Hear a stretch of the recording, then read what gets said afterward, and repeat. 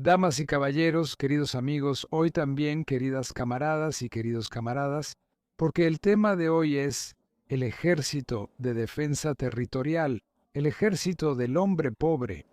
Pero antes de ocuparme del tema, quisiera plantear una pregunta al público. ¿Qué pasa realmente cuando, debido a esta situación un poco extraña, la conscripción, el servicio militar o cualquier ley relacionada con la defensa, los números de objetores aumentan tanto? En enero solo aumentaron un 70%, que todo esto ya no tiene sentido, porque muchos se preguntarán, aunque esté bien pagado, ¿por qué debería arriesgar mi pellejo si la mayoría de los de mi edad en el público lo rechazan? Es un fenómeno, y muchos ni siquiera lo saben, que desde la fundación de la Bundeswehr hasta la suspensión del servicio militar obligatorio, más de 1 millón de hombres alemanes se negaron a hacer el servicio militar. Eso equivale, si tomamos una división de 20.000 hombres, a 50 divisiones completamente equipadas que se negaron, y eso sigue ocurriendo alegremente. Y ni siquiera he mencionado a los señores que durante décadas se mudaron legalmente a Berlín Occidental para evadir el servicio militar. Por cierto, una buena cantidad de personas prominentes, que en parte todavía se encuentran hoy en la política, en la justicia y en la administración. Ese es un tema aparte. De todos modos, el problema, por supuesto, surgió en la democracia de tiempos de bonanza de la República Federal, porque el Tribunal Supremo determinó que el artículo 4, la objeción al servicio de guerra, por supuesto, también aplica automáticamente al servicio militar, lo que considero una absoluta tontería. Pero yo no soy un jurista completo, ni un juez, ni una persona con toga roja que lo sabe todo cuando la política está indefensa. Entonces, en Alemania, los tribunales tienen que decidir. En todo caso, no hay que sorprenderse de que estas cifras sean tan altas, si es tan fácil como antes, cuando se podía escribir directamente con una postal. Yo me niego al servicio militar y con eso el asunto estaba resuelto. Claro, eso también se debía a que eran muy generosos. ¿Por qué? Porque había generaciones con muchas personas, y la Bundeswehr estaba limitada desde el primer día a no superar la fuerza de 500.000 hombres. Eso lo establecieron los aliados, sobre todo Francia. Y eso tampoco va a cambiar en el futuro, en el llamado Estado soberano de la República Federal de Alemania. Porque hay cosas que no son tan soberanas. Ese es el problema, que se hizo muy fácil y es conocido. Cuando uno empieza algo así, es como un comerciante que ofrece su mercancía más barata durante 2 fines de semana y luego se sorprende de que ya no puede subir los precios. Porque no solo la tacañería es genial, sino que la cobardía también es genial. Porque le digo sinceramente, ese millón de personas que se negaron durante el tiempo del servicio militar obligatorio, no todos eran realmente opositores convencidos al servicio militar.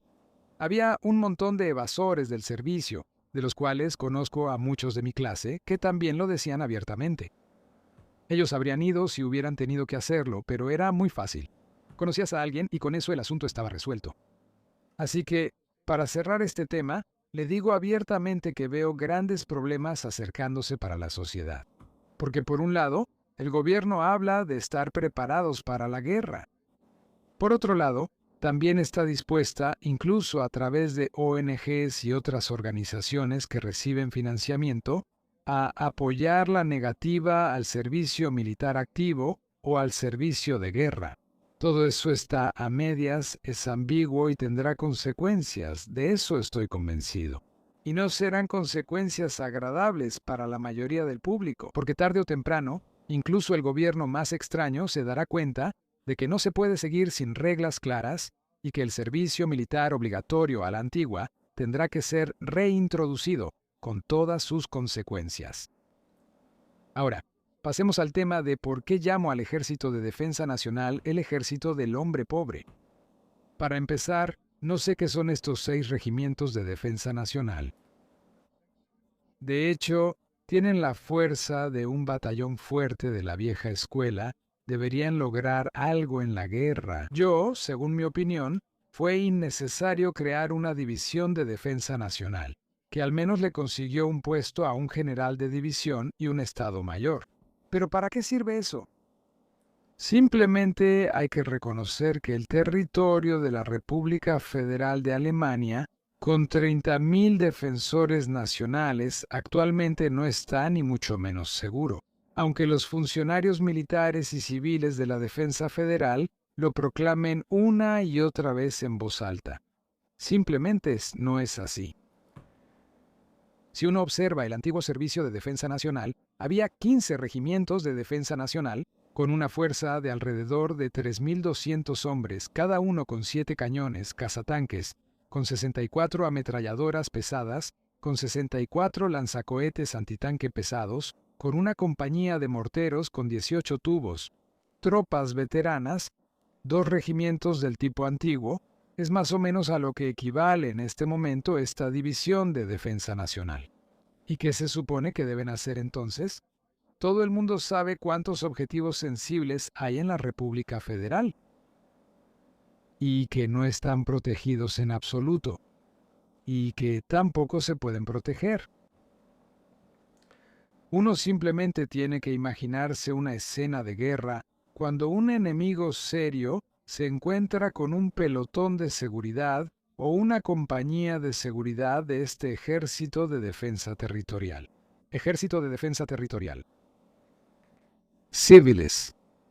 En uniformes que en algún momento hicieron su servicio militar.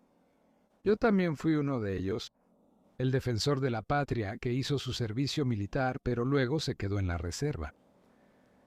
Pero un oponente serio simplemente no tiene consideración por los reservistas que vinieron rápidamente desde casa, en una situación de crisis, en un lugar donde probablemente nunca se les permitió practicar durante 4 semanas seguidas, adentro, dentro del lugar, en el lugar, donde tuvieron que trabajar con relevos, enfermedades y ausencias.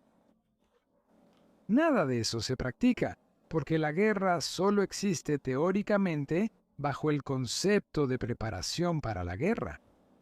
¿Cómo sería un ataque a un objetivo importante? Planta eléctrica, subestación, planta de agua, aeropuertos, puentes.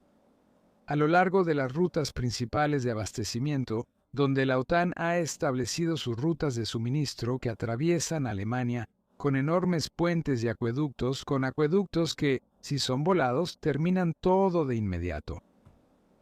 Eso debe ser asegurado, y no solo por un pelotón o una compañía. Ahí son responsables los batallones, porque tiene que haber relevos.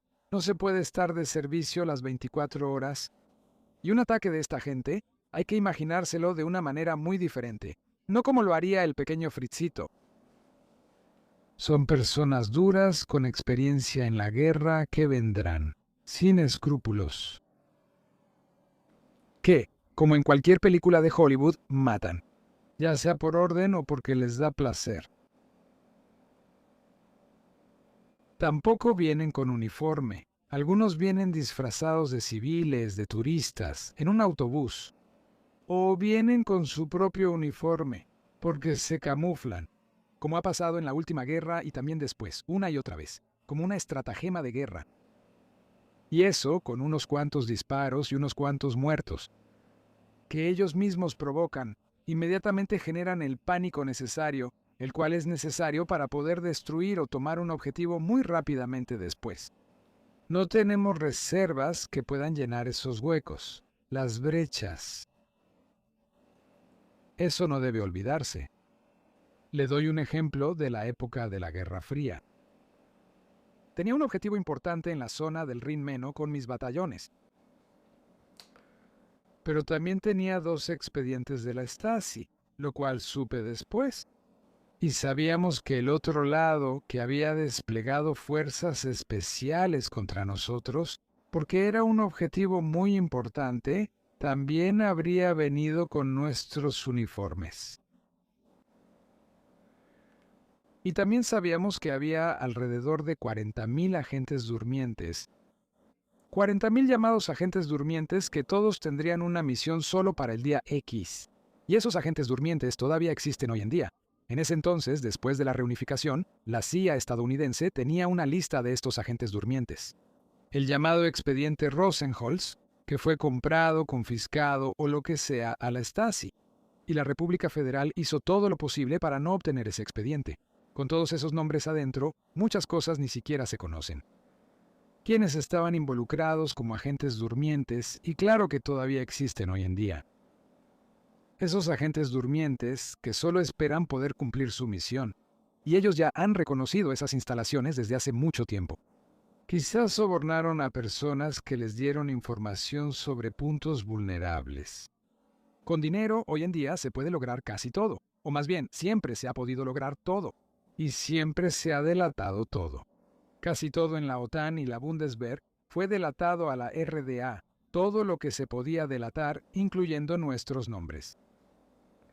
Y sabíamos, también nos lo dijeron en la escuela de transmisiones en Bad Ems, que debíamos esperar que en una crisis o incluso en tiempos de distensión, cuando formáramos nuestras unidades, encontraríamos antes una carta en un sobre, en nuestro buzón, en la que diría: sabemos que tú eres el comandante de este batallón con la misión, y sabemos que, cuando salgas de tu casa, no volverás a ver a tu esposa y a tu hija si las matamos, si cumples tu misión, así que quédate en casa.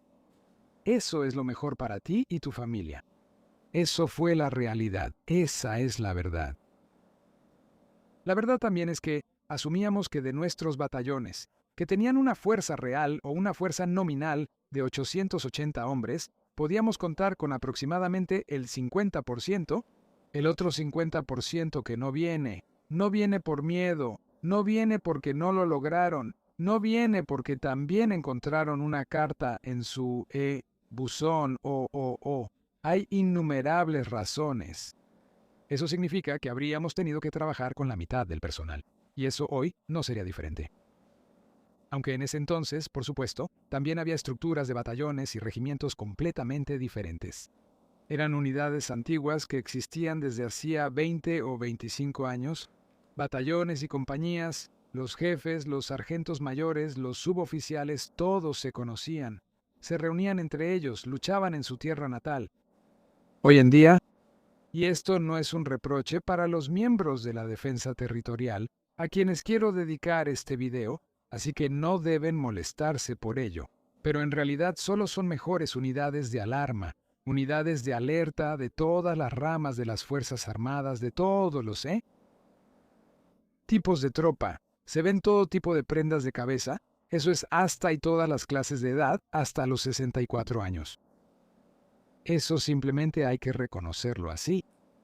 Que si un enemigo serio, ideológicamente entrenado, ataca, ese es el fin del pelotón o de la compañía. Todo lo demás es puro engaño. Eso lo teníamos claro en ese entonces. Solo que teníamos cantidad, eso no hay que olvidarlo. Teníamos cantidad, practicábamos los relevos, a veces practicábamos en el lugar mismo. Y sabíamos dónde colocar nuestras posiciones defensivas, dónde poner los lanzacohetes antitanque, las ametralladoras, dónde debíamos poner obstáculos, por ejemplo en los túneles. Dónde debíamos hacer esto o aquello, en qué debíamos fijarnos, a quién podíamos poner en cada lugar. Todas esas son cosas que, por supuesto, también se practican en teoría, pero tienen que hacerse en la instalación y sus alrededores. Y no debe hacerse en un solo fin de semana. Debe practicarse durante un mes, con variedad, con turnos de 8 o de 10 horas. Schichtwechsel. Los cambios de turno y las ausencias deben practicarse también. Todavía hay personas que también tienen familia, entonces sucede algo en casa, ellos tienen que irse, todavía no es guerra, primero tienen que ser retirados y así sucesivamente. Y luego hay que pensar urgentemente en poner el armamento y sobre todo la motorización de estas fuerzas de protección de la patria en un nivel razonable. No voy a entrar en detalles ahora. Eso lo sabe cualquiera que participe en una compañía de defensa territorial, cómo es la situación. Y hay que pensar en cómo llevar lo más rápido posible a este ejército de defensa nacional, como yo lo llamo, a un nivel alto en número de efectivos. Y hace ya un tiempo hice un video sobre eso y quiero hablar de esta parte de mi idea que publiqué en la prensa en 2016, que luego fue retomada en 2019 y que la Bundeswehr implementó de manera similar a mi propuesta de 2016. Pero de nuevo, solo a medias y no de manera completamente consecuente hasta el final, por razones de costos. Porque una fragata menos podría poner a disposición de cada integrante de la defensa territorial una camioneta Mercedes Wolf, solo para mostrar la dimensión de lo que está pasando en este momento. Entonces o se toma en serio y no solo se habla de preparación para la guerra o para la defensa, sino que también se lleva a cabo, y eso por responsabilidad hacia los soldados. Porque ellos no están de acuerdo. B4, B5 grupo salarial algún día en pensión. Entonces ellos reciben por sus ejercicios de fin de semana o por la semana que tienen, un poco de pensión, unas monedas extra y eso es todo. Aprovechando la ocasión, una pequeña observación. Siempre recibo cartas muy amables de los espectadores, incluso algunos me llaman general. Yo fui coronel de la reserva. Hay una gran diferencia con el coronel. En la guerra, aunque hubiera tenido que hacer las mismas cosas que un coronel en activo, yo solo era un coronel de la reserva, ni siquiera recibo pensión. Después de mis 41 años de servicio activo y luego en la reserva, recibí un certificado y ese fue el agradecimiento que recibí por 41 años y 2 meses de servicio a la patria. Y ahí lo quiero dejar. Finalmente, por último, me permití enviarle un correo electrónico a la oficina de personal de la Bundeswehr pidiéndoles que me enviaran mi expediente. Uno puede solicitar sus propios expedientes. Y luego me sorprendí mucho, bueno, no asustado, sino sorprendido, porque recibí una respuesta así. Estimado señor coronel de reserva Heinz, lamentamos informarle que, debido a las disposiciones legales, ya no existe ningún expediente. Esperamos su comprensión. Así fue. Eso significa que ya no existo. Si hubiera sido un coronel activo, creo que desde coronel hasta todos los generales, entonces los expedientes van al archivo militar. Pero en lo que respecta a la reserva, a los 60 en mi caso en ese entonces, en su caso hoy, a los 65 fuera del juego. No pasa nada. Luego también pregunté a la Bundeswehr. A solicitud me informaron del departamento MA3 del Archivo Militar de Friburgo que ya no existe ningún expediente sobre mí ahí y así sucesivamente. Y luego pregunté de nuevo por el puente Sieg en Siegburg y también me dijeron que no, que ya no existe. Y luego leí en YouTube que sí, que todavía hay un microfilme. Microfilme de cada uno. Por supuesto, también escribí eso, y luego incluso recibí una respuesta del coronel de reserva Heinz. El expediente microfilmado es simplemente una forma de gestión de archivos, para la cual también debe existir un registro de datos. Si ya no existe un registro de datos, ya sea por elección o por otras razones, entonces los expedientes microfilmados también serán destruidos. Atentamente. Eso no es un gran problema, porque como coleccionista y cazador veterano, por supuesto tengo 5 o 6 expedientes. Desde mi registro en 1966 en la alcaldía, hasta mi último día de servicio con el apretón de manos del teniente general Bude,